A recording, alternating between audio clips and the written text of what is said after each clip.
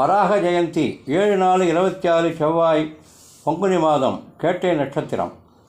அரக்கண்ணமிருந்து திருமால் வராக அவதாரம் எடுத்து பூமியை காத்த நாள். எனவே பூமியில் உள்ள அனைவரும் வராகமூர்த்தியை வழிபட கடமைப்பட்டவர்கள்.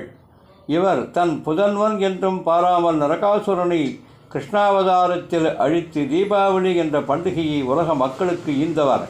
சென்னை அருகே திருவள்ளூரில் நித்திய கல்யாண பெருமாளாக ஸ்ரீ வைத்திய வீரராகவ சுவாமி திருக்குளத்தின் அருகே எழுந்தருளி உள்ளார்.